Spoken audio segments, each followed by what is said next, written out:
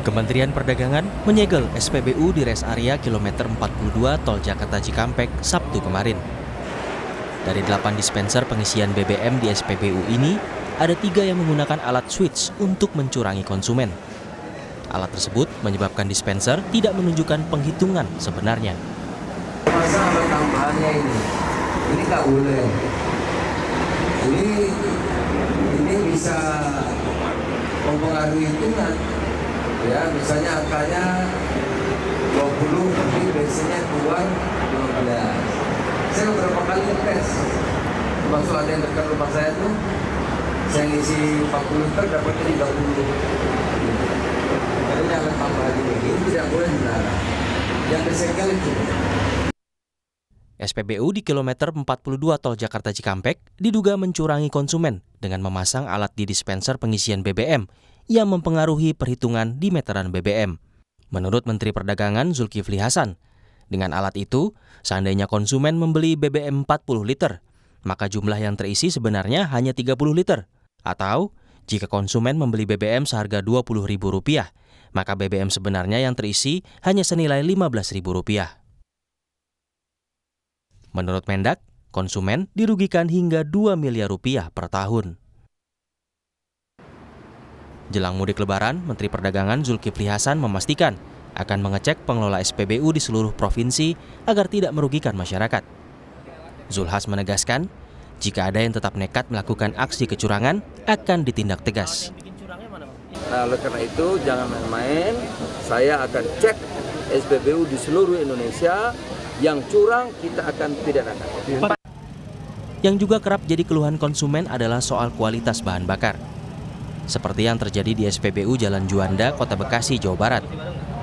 Warga ramai menggeruduk karena kendaraan mereka mogok usai mengisi Pertalite yang tercampur air. Polisi menyelidiki dugaan adanya unsur kesengajaan dalam kasus ini yang menyebabkan kerugian konsumen. Ada tim investigasi dari Pertamina. Dan kita juga lihat tadi teman-teman sudah dari Pertamina juga sudah melakukan pengecekan untuk tabung-tabung daripada tangki-tangki yang ada di dalam tanah. Bu, karena kita masih melihat tangki yang di dalam ini apakah ada kebocoran atau tidak. Untuk mengetahui penyebab bercampurnya Pertalite dengan air, penyelidikan juga dilakukan di Sperindak Kota Bekasi. Hari ini kita tuntaskan penyebabnya apa, kebocorannya apa dari bawah, nanti akan dijelaskan lagi ke publik. Dan untuk korban yang sudah melakukan yang sudah kerusakan terhadap kendaraan, itu hari ini sudah kita panggil semua dan SPBU bertanggung jawab terhadap itu semua. Mengambil sampel, dilakukan pengecekan dari pihak Cikampek juga menuju ke sini untuk pengecekan terhadap struktur di bawahnya, Pak. Jadi ini indikasinya ada kebocoran di bawah. Terbongkarnya praktik curang di SPBU Pertamina bukanlah yang pertama kalinya terjadi. Padahal slogan Pasti Pas selalu tertera dan jadi standar bagi Pertamina dalam memberikan pelayanan terbaik bagi konsumen.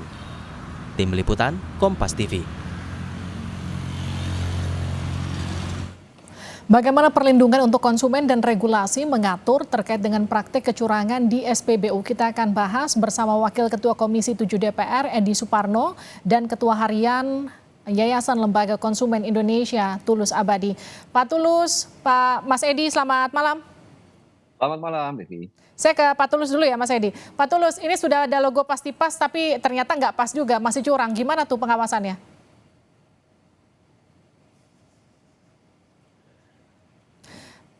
Tolong di-unmute.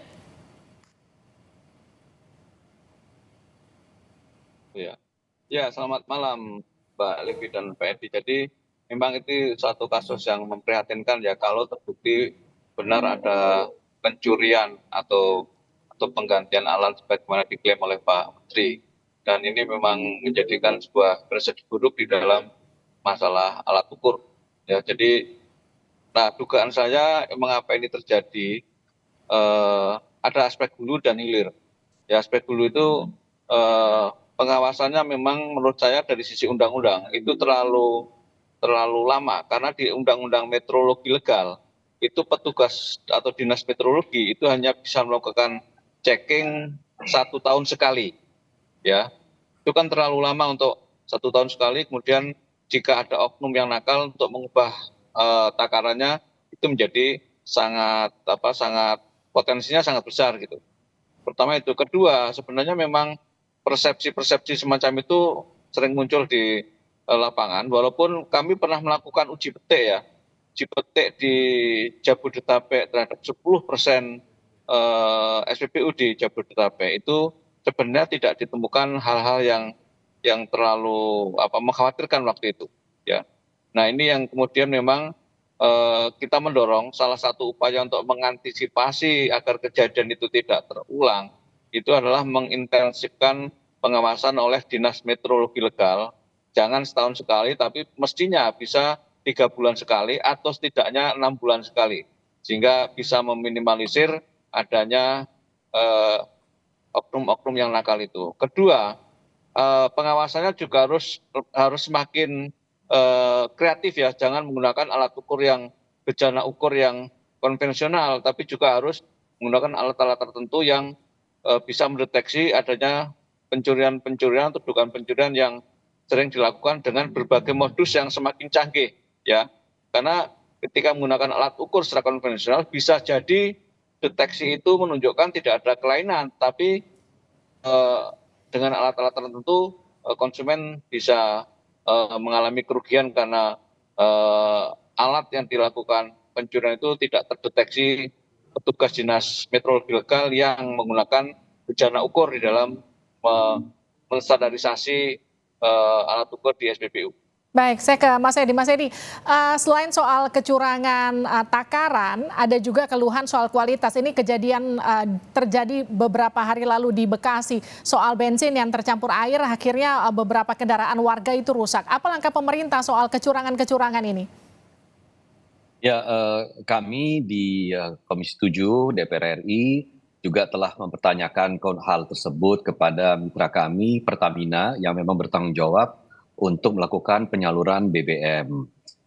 Kami sesungguhnya heran juga bahwa di era digitalisasi SPBU masih bisa terjadi kecurangan seperti itu. Tentu yang bermain ini adalah oknum. Dan kedua juga kami sesungguhnya menyesalkan bahwa masih ada proses pencampuran BBM yang terjadi. Nah, dalam hal ini ya kami telah meminta kepada Pertamina untuk memberikan penjelasan dan memberikan penanganan yang segera, mengingat SPBU ini kan adalah sebuah sarana vital bagi masyarakat untuk berkegiatan setiap hari, apalagi peningkatan kegiatan di SPBU ini diperkirakan akan naik ketika kita sudah bersiap-siap untuk melakukan kegiatan menjelang mudik nantinya. Nah, ini kami sudah minta agar dilaksanakan pengawasan dan pengecekan ulang, tetapi kan itu harus dilakukan secara random. Karena kita memiliki hampir 8.000 SPBU di seluruh Indonesia. Nah, ini harus dilakukan pengawasannya. Tentu kami dalam hal ini meminta supaya Pertamina, BPH Migas ikut untuk melakukan pengawasan secara menyeluruh. Dan kita juga meminta jangan sampai hal ini kemudian berbuah kepada kejadian-kejadian lainnya. Misalkan saja terjadi juga untuk sektor industri, misalnya untuk penjualan solar dan lain-lain. Jadi ini perlu kita cegah. Mas Edi, kalau tadi yang di sounding Pak Tulus soal pengawasannya harusnya lebih katakanlah lebih diseringkan begitu. Tadi setahun sekali bisa mungkin lebih dipercepat jangka waktu pengawasannya. Ya, saya kira meskipun ada pengawasan secara teratur, secara berkala, tetapi saya kira kalau dilaksanakan sidak-sidak secara random itu saya rasa penting juga. Ya, terutama di daerah-daerah yang memang penjualan BBM-nya di SPBU itu sangat ramai. Ya, dan itu saya kira perlu pengawasan yang sangat ketat. Dan saya kira Pertamina cukup memiliki sumber daya manusia untuk melakukan proses pengawasan tersebut. Tinggal sekarang bagaimana kita memanfaatkan momentum ini untuk betul-betul menghentikan proses penjualan SPBU secara ilegal dan curang seperti ini. Mas Edi, ini sanksinya dari Mendak cuma teguran aja, menurut Anda cukup nggak sih?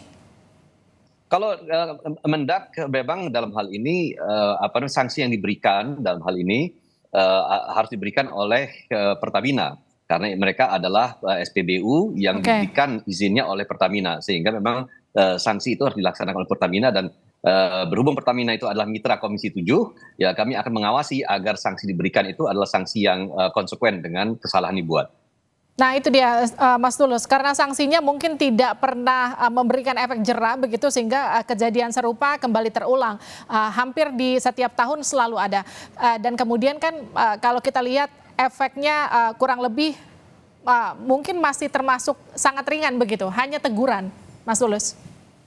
Ya, harusnya memang sanksi kalau merujuk kepada Undang-Undang Nomor 8 Tahun 99 tentang perlindungan konsumen itu bisa ada beberapa level, ada sanksi yang tertinggi tadi ada pidana konsumen, artinya si pengelola SPBU-nya bisa diproses pidana. Kedua, sanksi perdata, karena kalau tadi mengatakan Pak Menteri mengatakan kerugian 2 miliar, nah 2 miliar ini kan kerugian konsumen, bisa nggak dikembalikan kepada konsumen dengan kompensasi yang diberikan kepada konsumen. Cuma kan masalahnya konsumen yang mana, ini jadi persoalan. Dan ketiga, saya kira sanksi administratif. Sanksi administratif itu ya, ini kan mitranya Pertamina, dan Pertamina punya tanggung jawab untuk mengawasi, dan kalau memang sudah pada level parah, dalam arti pelanggaran berat, ya mestinya bisa apakah cabut izin operasinya dan lain sebagainya. Termasuk ini ya, ini kan karena di jalan tol. Saya juga sudah mensonding kepada manajemen Jasa Marga untuk juga melakukan pembinaan terhadap SPBU yang ada di rest area jalan tol. Ya, kalau di rest area saja seperti itu, bagaimana SPBU di luar rest area yang notabene rest area itu kan lebih banyak pengawasannya sebenarnya, tapi kok melakukan seperti itu. Nah, ini yang saya kira menjadi keprihatinan, dan saya kira ini juga di sisi undang-undang, saya kira Pak Edi dan teman-teman juga bisa melihat kembali, mereview kembali Undang-Undang Meteorologi Legal, saya kira sudah ketinggalan zaman, sehingga harus direvisi, diamandemen agar lebih mengakomodir kepentingan-kepentingan era digitalisasi. Ya, karena sudah lama sekali undang-undang itu. Baik, Mas Edi terima kasih, Pak Tulus terima kasih. Semoga kejadian serupa tidak terulang yang buntutnya lagi-lagi warga yang akan dirugikan begitu. Terima kasih sudah bergabung di Sapa Indonesia Malam, sehat-sehat selalu. Terima kasih, selamat malam.